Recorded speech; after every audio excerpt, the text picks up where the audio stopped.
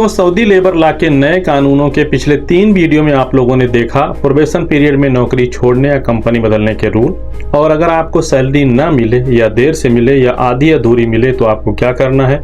एक कंपनी से दूसरी कंपनी में ट्रांसफर, चाहे कंपनी की मर्जी से या बगैर उनकी इजाजत के, एग्जिट री एंट्री वीजा या फाइनल एग्जिट वीजा खुद से इशू करने के सभी टर्म्स एंड कंडीशन। वीडियो में हम देखेंगे एंड ऑफ सर्विस बेनिफिट की 18 अलग अलग परिस्थितियां और उसकी टर्म्स एंड कंडीशन।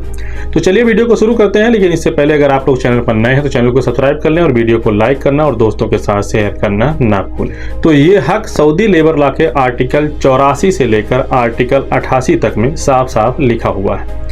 ये आपकी आखिरी सैलरी के हिसाब से जोड़ा जाता है, कि यानी काम करते वक्त आपकी सैलरी कितनी थी उसके हिसाब से ही ये जोड़ा जाएगा। आर्टिकल 84 के मुताबिक हर वो वर्कर जो सऊदी लेबर लॉ के तहत काम करता है, चाहे वो सऊदी हो या विदेशी, अगर उसका कॉन्ट्रैक्ट लीगल है और नौकरी ऑफिशियल है तो उसे एंड ऑफ सर्विस बेनिफिट का पूरा हक मिलता है। आर्टिकल 84 में साफ लिखा है कि अगर नौकरी कंपनी की तरफ से खत्म होती है तो वर्कर को उसकी सर्विस के हिसाब से मुआवजा देना होगा। पहले 5 साल के लिए हर साल पर आधे महीने की तनख्वाह और 5 साल के बाद हर साल पर पूरे 1 महीने की तनख्वाह देनी होगी। यानी अगर आपने 8 साल काम किया है तो आपको मिलेगा पहले 5 साल गुणे आधा महीना यानी कि 2.5 महीने की सैलरी, बाकी 3 साल गुणे 1 महीना यानी कि 3 महीने की सैलरी, कुल 5.5 महीने की तनख्वाह एंड ऑफ सर्विस बेनिफिट के रूप में आपको मिलेगी। लेकिन आर्टिकल 85 के मुताबिक अगर कोई वर्कर खुद इस्तीफा देता है तो उसे पूरा मुआवजा नहीं मिलता, बल्कि काम करने के साल के हिसाब से हिस्सा मिलता है। आर्टिकल 85 के मुताबिक अगर सर्विस 2 साल से कम है तो कोई मुआवजा नहीं मिलेगा। अगर सर्विस 2 से 5 साल तक है तो कुल रकम का यानी कि कुल एंड ऑफ सर्विस बेनिफिट का 1/3 हिस्सा मिलेगा।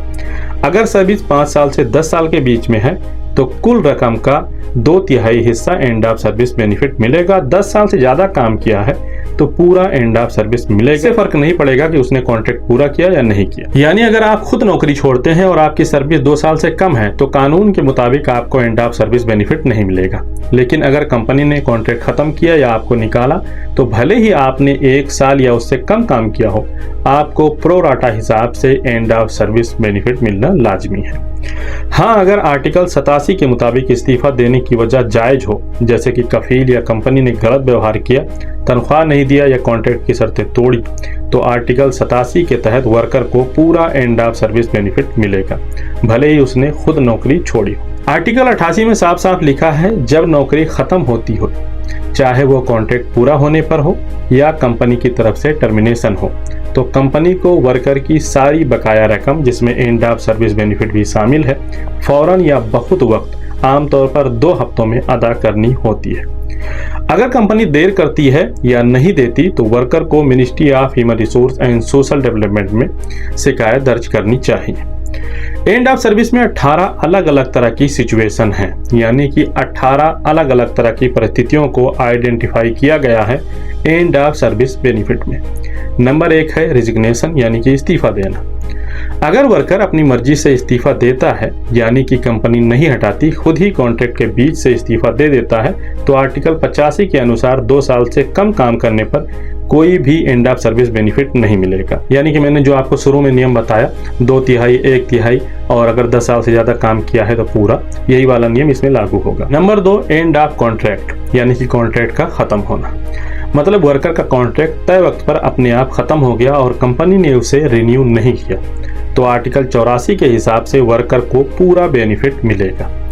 नंबर 3 टर्मिनेशन बाय एम्प्लॉयर, यानी कि कंपनी द्वारा निकालना।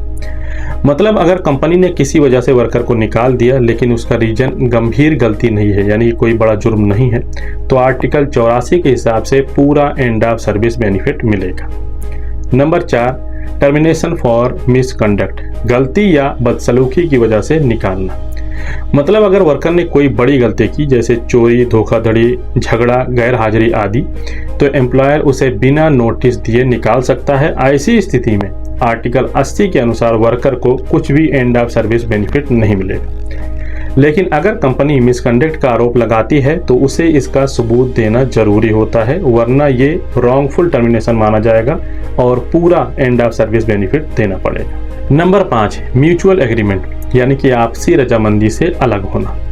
मतलब वर्कर और कंपनी दोनों की आपसी सहमति से कॉन्ट्रैक्ट खत्म हुआ है और समझौते में एंड ऑफ सर्विस बेनिफिट की रकम तय नहीं की गई है, तो जो नॉर्मल रूल है एंड ऑफ सर्विस बेनिफिट का, उसके हिसाब से बेनिफिट मिलेगा।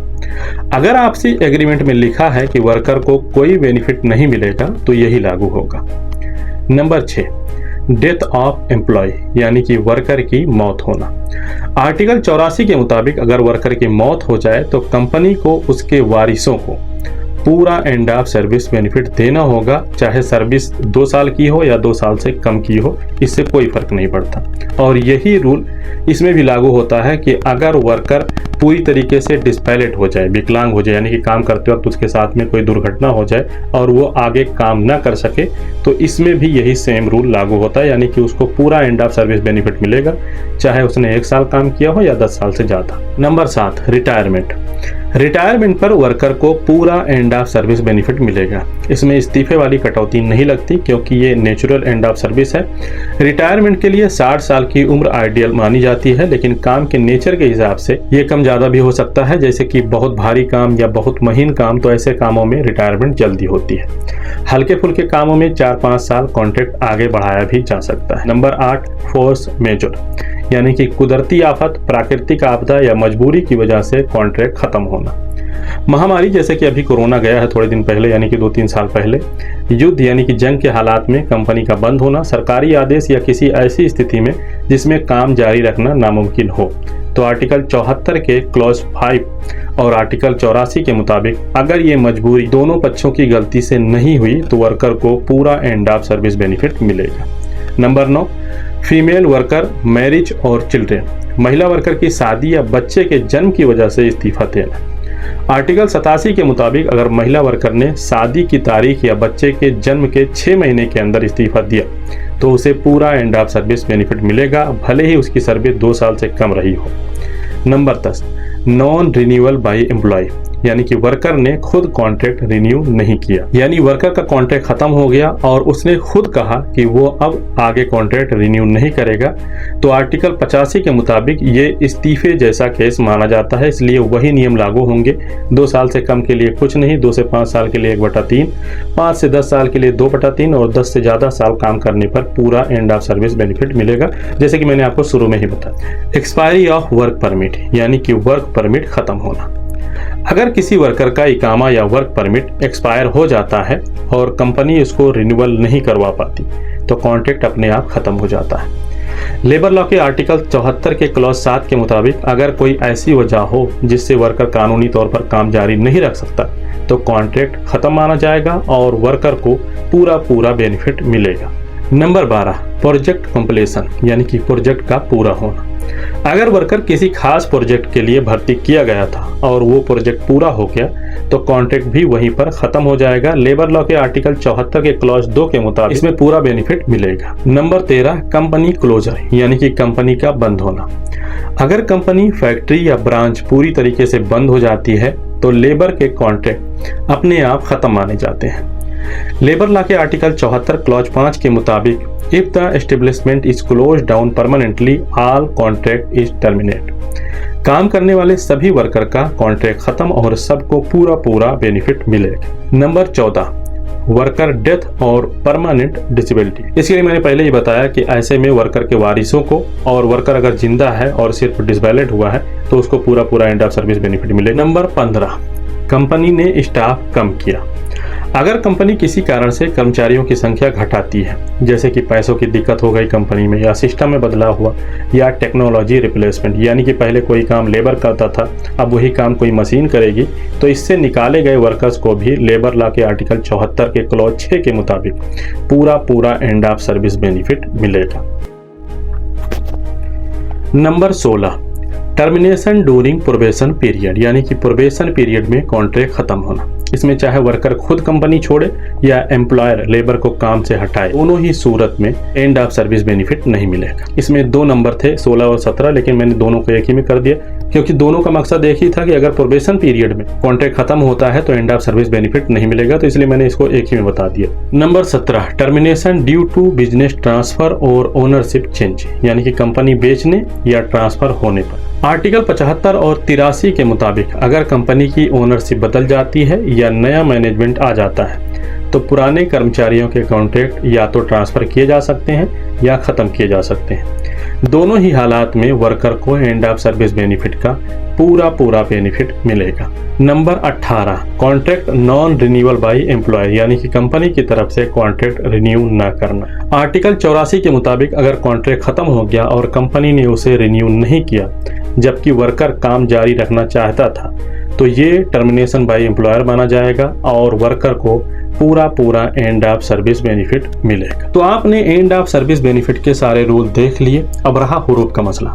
तो हुरूफ के लिए मैंने ये वीडियो A to Z बनाया हुआ है, इसको आप देख सकते हैं। मैं ज़्यादातर चीज़ों को दोहराता नहीं हूँ तो यहाँ भी इसके लिए अलग से वीडियो नहीं बनाऊंगा। इसमें हुरूफ के लिए तमाम जानकारियाँ मौजूद हैं कि किन किन परिस्थितियों में आपके ऊपर हुरूफ लग सकता है, हुरूफ हटाने के लिए आपको क्या करना है और अगर हुरूफ लग जाए तब आपको क्या करना है। तो ये थे वो तमाम नियम कानून सऊदी लेबर लॉ के बारे में, जिसके बारे में आप लोगों को कहा जा रहा है कि सऊदी अरब में कफाला सिस्टम ख़त्म हो गया है और सारी चीज़ें आसान हो गई। मैं यहाँ पर अपनी तरफ से कोई फैसला नहीं करूँगा। आप लोगों ने ये तमाम वीडियो देखा होगा और इससे आप खुद फैसला कर सकते हैं कि क्या चीज़ें आसान हुई क्या नहीं और क्या वाकई में चीज़ें उस तरह से आसान हुई हैं जैसा कि बताया जा रहा है। ये फैसला आप पर है। इसी के साथ इस सीरीज को ख़त्म करते हैं। उम्मीद है कि वीडियो आपको पसंद आया होगा। फिर भी कोई सवाल रहे तो कमेंट करें, चैनल पर नए तो सब्सक्राइब करें, वीडियो को लाइक करना और दोस्तों के साथ शेयर करना ना भूलें। मिलते हैं किसी और वीडियो में और नई और अच्छी जानकारियों के साथ। तब तक के लिए अल्लाह हाफिज़। बहुत बहुत शुक्रिया। Thank you.